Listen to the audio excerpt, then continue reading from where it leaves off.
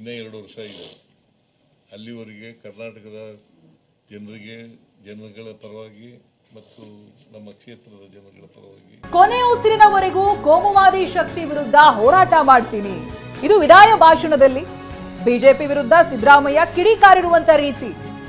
ಅಂಬೇಡ್ಕರ್ ಅವರ ಸಂವಿಧಾನದಿಂದಲೇ ನಾನು ಸಿಎಂ ಆಗಿದ್ದು, ಸಂವಿಧಾನಕ್ಕೆ ಯಾರೇ ಧಕ್ಕೆ ತಂದ್ರು ಹೋರಾಟ ಮಾಡ್ತೀನಿ ಅಂತ ಹೇಳಿದ್ದಾರೆ. ಜನರಿಗೆ ಸಮಾನ ಅವಕಾಶ ಕಲ್ಪಿಸೋದಕ್ಕೆ ಹೋರಾಟ ಮಾಡ್ತೀನಿ.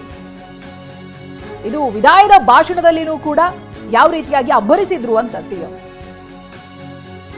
ಮಾನ್ಯ ಮಾಜಿ ಮುಖ್ಯಮಂತ್ರಿ ಸಿದ್ದರಾಮಯ್ಯ ಅವರೇ, ಅಹಿಂದ ವರ್ಗದ ನಾಯಕರೇ, ಸರ್, ನಮ್ಮ ಕರ್ನಾಟಕ ರಾಜ್ಯ ವಕ್ಫ್ ಮಂಡಳಿ, ನಮ್ಮ ಮೈಸೂರು ಪ್ರಾಂತ್ಯ, ಮಂಡ್ಯ ಜಿಲ್ಲೆ, ಅಲ್ಲಿ ಲೂಟಿ ಮಾಡಿ ಒಂದು ಬೈಲ ಇರೋದು, ಆ ಗೆಜೆಟೆಡ್ ಬೈಲದ ಮೇಲೆ ಇನ್ನೊಂದು ಬೈಲ ಮಾಡ್ಕೊಂಡು ಈ ಟರ್ಮ್ಸ್ ಎಗಿನೆಸ್ಟು ಬೈಲಾ ವೈಲೇಷನ್ ಮಾಡ್ಕೊಂಡು ಈ ಮೈಸೂರು ಮತ್ತು ಮಂಡ್ಯ ಜಿಲ್ಲೆಯಲ್ಲಿ ನಮ್ಮ ನಾಯಕರು ಅನ್ನೋವಂಥವ್ರೆ, ಮುಸ್ಲಿಂ ನಾಯಕರುಗಳೇ, M L A M P ಯಾರಾಗಿದ್ದಾರೆ, MLA ಎಲ್ಲ ಆಗಿದ್ದಾರೆ, ಅವರೇ ನುಂಗಿ ನೂರು ಕುಡಿದ್ಬಿಡ್ತವ್ರೆ.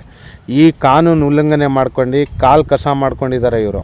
ವಕ್ಫ್ ಬೋರ್ಡ್ ಲಾನ ಇದು ಕೂಡ ನಮ್ಮ ಬಾಬಾ ಸಾಹೇಬ್ ಅಂಬೇಡ್ಕರ್ ಅವರ ಸಂವಿಧಾನದ ಅಡಿಯಲ್ಲಿರೋವಂಥದ್ದು ಈ ವಕ್ಫ್ ಬೋರ್ಡ್ ಮಂಡಳಿ. ಆದರೆ ಇವರು ನಡೆದಿದ್ದೇ ಒಂದು ದಾರಿ.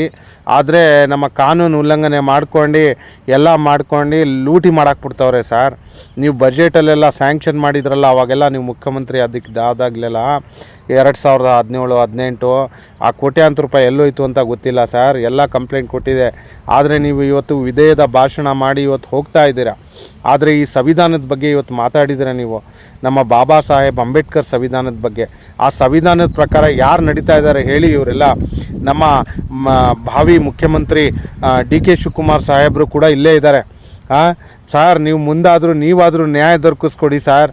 ಯಾಕೆ ಸರ್ ನಮಗೆ ಹಿಂಗೆ ಜನಗಳಿಗೆಲ್ಲ ಹಿಂಗೆ ಗೋಳಾಕೋತಾ ಇದ್ದಾರೆ? ಬಡವ್ರು ಬಗ್ರಿಗೆ ಅಂತೇಳಿ ಆ ವಕ್ಫ್ ಬೋರ್ಡ್ ಮಂಡಳಿ ಅಲ್ಲಿನ ಹೆಸರಲ್ಲಿ ದಾನ ಮಾಡಿರೋದು ಸರ್, ಜನಗಳು ದಾನ ಮಾಡಿರೋದು.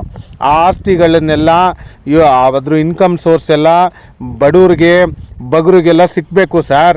ಆದರೆ ಆ ಇನ್ಕಮ್ ಸೋರ್ಸಿಂದ ವಕ್ಫ್ ಬೋರ್ಡ್ ಮಂಡಳಿಯಿಂದ ಯಾರಿಗೆ ಒಳ್ಳೇದು ಮಾಡಿದ್ದಾರೆ, ಇವರು ಏನು ಒಳ್ಳೇದು ಮಾಡಿದ್ದಾರೆ, ದಯವಿಟ್ಟು ತಿಳಿಸ್ಕೊಡಿ. ನೀವಾದ್ರೂ ಇನ್ನು ಬರ್ತಿರಲ್ಲ, ನಿಮ್ಮಲ್ಲಿ ನಾವು ಆಶಾ ಭಾವನೆ ಇಟ್ಕೊಂಡಿದ್ದೀವಿ, ನೀವು ನ್ಯಾಯ ದೊರಕಿಸ್ಕೊಡ್ತೀರಾ ಅಂತೇಳಿ.